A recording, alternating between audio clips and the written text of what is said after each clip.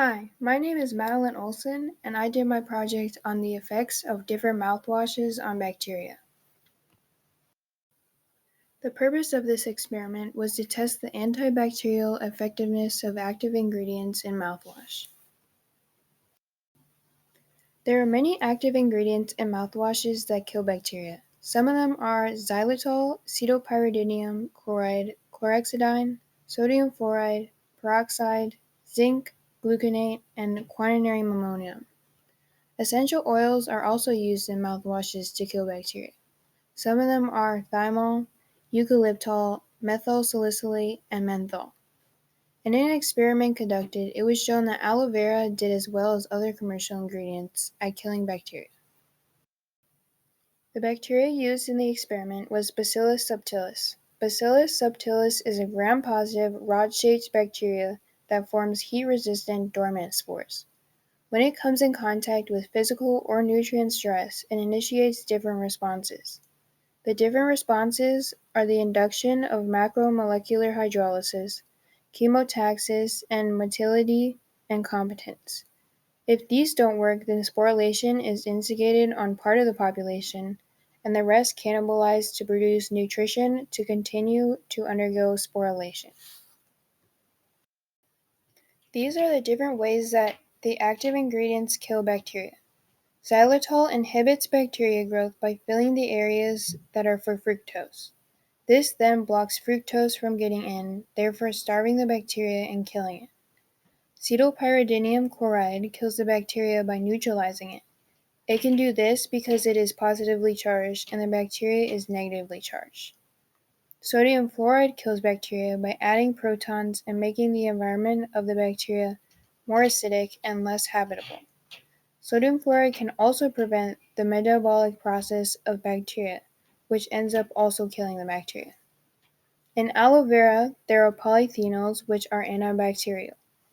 Polyphenols can react with the bacteria's cell wall and interfere with protein regulations, causing the bacteria to die. The hypothesis was if the mouthwash has the highest percentage of active ingredients that kill bacteria, then the mouthwash will kill the most bacteria over the 5-day incubation period. The first step in conducting the experiment was to mix the Bacillus subtilis with the nutrient broth and leaving it at room temperature for 3 days before the experiment started. The mouthwashes that were used in the experiment were Crest Pro Health mouthwash, Act Total Care Anti-Cavity Fluoride mouthwash, and Hello Naturally Healthy Anti-Gingivitis mouthwash. A pipette was sterilized with a Bunsen burner and alcohol. Using the pipette, the bacteria solution was transferred into a sterile petri dish. This was done 12 times. The bacteria was then incubated for 48 hours in an incubator at 30 degrees Celsius. After the 48 hours, the bacteria-filled petri dishes were taken out of the incubator. Each mouthwash was poured into separate sterile beakers, and water was also poured into a sterile beaker as the control. Alcohol was poured into a beaker to use for sterilizing the tweezers in between uses. Small sterile paper circles were dipped in one mouthwash with the sterile tweezers, then placed on top of the bacteria in the petri dishes. 4 circles were dipped in the same mouthwash and put in the same petri dish.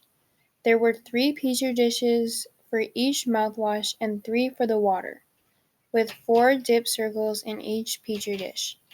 The petri dishes were incubated for 5 days at 30 degrees Celsius. To measure the effectiveness of the different mouthwashes, the diameter of the clear ring shape around the paper circles in the petri dish, the zone of inhibition, was measured using millimeters on a ruler. This data then was recorded on paper, then analyzed using a t-test to determine if differences in the data were statistically significant at the 0.05 level of significance. Here is a table of the mean, median, and standard deviation of the zone of inhibition for each mouthwash and the control water. There is also a bar graph showing all of this data. Here are the t-test scores for all the mouthwashes and water. A 0.05 significance level and a critical value of 2.201 were used. The results did not support the hypothesis if the mouthwash has the highest percentage of active ingredients that kill bacteria, then the mouthwash will kill the most bacteria over the 5-day incubation period. Mouthwash 3 had the highest percentage of bacteria-killing active ingredients and killed the second most amount of bacteria. Mouthwash 1 had an equal percentage of antibacterial active ingredients as mouthwash 2 and killed the most bacteria. The t-test score shows that none of the mouthwashes were significantly different than the other, but all the mouthwashes were significantly more effective than water. It is likely that aloe vera is not as strong as some commercial ingredients like cetopyridinium chloride and sodium fluoride, seeing that to kill as much bacteria as mouthwash 1 and mouthwash 2, there needed to be 400% more of the active ingredient. Mouthwash 1 and 2 had the same percentage of commercial active ingredients of 0.05% and had no significant difference. Mouthwash 1 with cetopyridinium chloride and mouthwash 2 with fluoride did have the largest significance out of each mouthwash. This suggests that cetopyridinium chloride and sodium fluoride do have a slight difference in effectiveness, but not significant enough to be stated. One source of error was the inability to have precise measurements of the areas of inhibition due to irregular shapes. Another source of error was when an area of inhibition converged with another area of inhibition. If this experiment was conducted again, different mouthwashes would be used with new ingredients and/or different percentages of the original ingredients. The paper circles would also be spread further apart to avoid the source of error.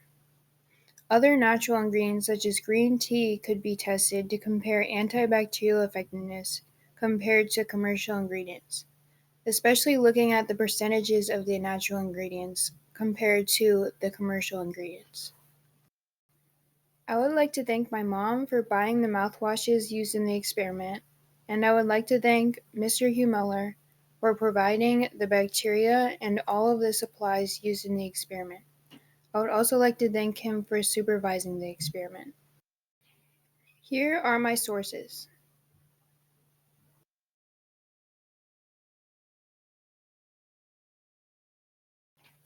Thank you for listening to my project.